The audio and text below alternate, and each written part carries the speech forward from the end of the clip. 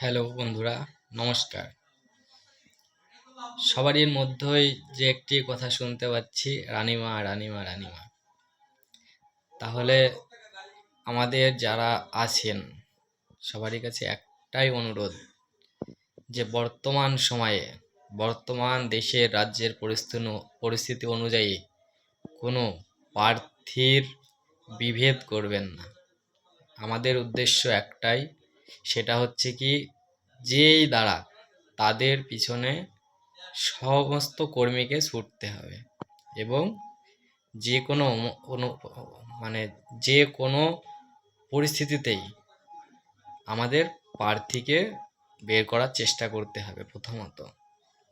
এবারটাই প্রার্থীর বিরুদ্ধে যারা আছেন তাদেরকে আমি একটি ছোট্ট কথা রিকোয়েস্ট করছি। কারণ আমাদের রানীমা নামের প্রথমেই কিন্তু একটি সৌন্দর্য কথা আছে, সেটা হচ্ছে কি রানীমা। এই রানীমার কথার অর্থ হলো কি, আমাদের এই রাজ্য বা রাজা ছিলেন কৃষ্ণচন্দ্র। এবারে কৃষ্ণচন্দ্র তারই পরিবারের একজন হচ্ছেন সেই রানীমা। তাই এখন যা দেশের পরিস্থিতি, আগেকার রাজরাজাদের অনুযায়ী যেসব আইন ছিল সেসব আইন এখন কিছুই নেই, শাসন ব্যবস্থা কিছুই নেই, সমস্ত কিছুই চলে গেছে চটির তলে, হাওয়ায় চটির তলে। কিন্তু তাই এখন আমাদের একমাত্র নির্ভরশীল, ঠিক আছে, ধর্মীয় এবং সবার মনের মতো প্রার্থী হচ্ছে এই রানীমা।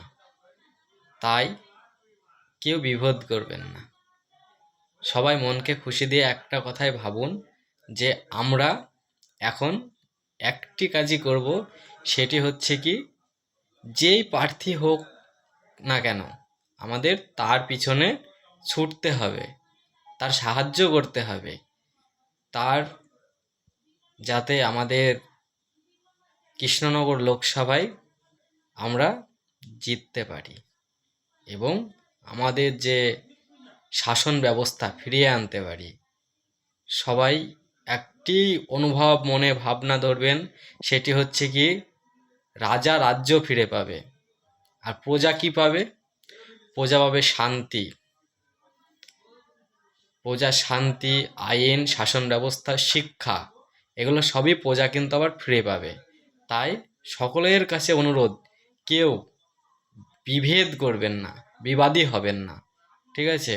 ইনি যে কে, ভোটের পরে যদি এনাকে বিজয়ী প্রার্থী হিসাবে ঘোষণা করতে পারেন, তবেই ইনির আসল রূপ দেখতে পাবেন।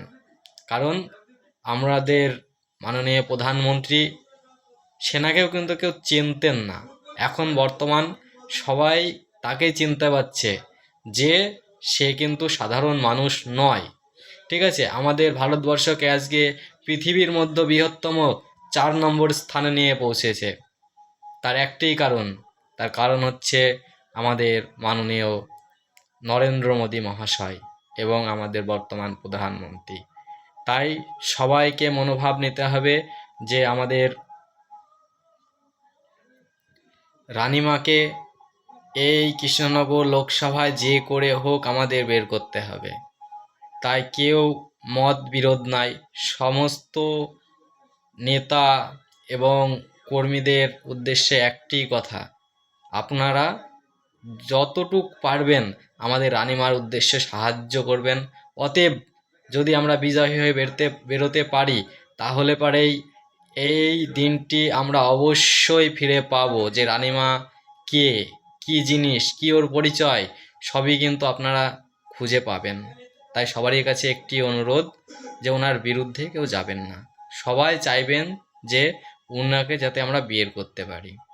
এটাই হচ্ছে আমার কাছে অনুরোধ। আর সর্বোচ্চ যে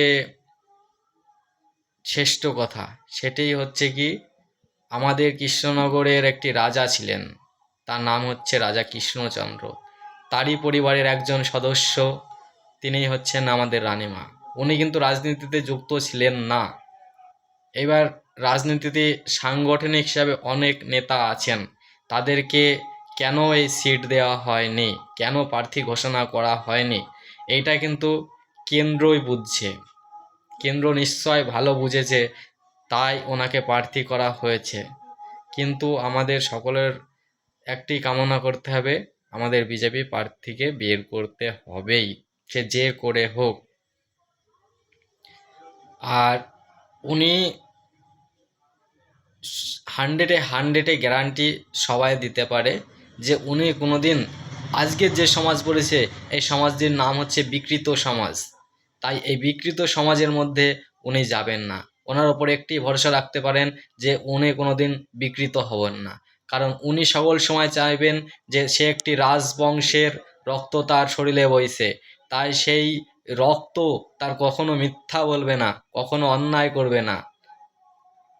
তাই এই তার মধ্যে একটি কথা থাকবে, তার মধ্যে একটি ভাবনা থাকবে যে আমি একটা রাজবংশীয় এবং আমি একটা রাজার পরিবার, তাই আমার রাজার সুনাম চাইব, দুর্নাম কখনোই চাইব না, এটাই তার মধ্যে থাকবে। তাই দয়া করে আপনাদের উদ্দেশ্য একটি কথা বারবার আমি বলছি, দয়া করে কেউ ওর বিরুদ্ধে যাবেন না, যতটা পারবেন ওনাকে সাহায্য করুন। আমাদের কৃষ্ণনগর লোকসভার বাসীর দেখবেন সবারই উপকৃত হবে। উনি মাত্র 5টি উদ্দেশ্য নিয়েই এই প্রার্থীতে রাজি হয়েছেন। অনেক নেতা আছে কিন্তু সবাই চাইছে কিন্তু পাচ্ছে না। কিন্তু আজকে দেখুন, ইনি রাজনীতিতে ছিলেন না, কিন্তু ইনি না চেয়ে পেয়ে গেলেন। ইনি কিন্তু কখনোই ভাবেননি যে আমি কোনো দিনের জন্য প্রার্থী হব, কিন্তু এনাকে একজনই এনার কাছে এসে পৌঁছেছে। এটাই ভাবতে হবে যে ইনিই আমাদের ভবিষ্যতের ভবিষ্যৎবাণী। তাই সকলের কাছে একটি নিবেদন, আপনারা কেউ মত বিরোধ করবেন না।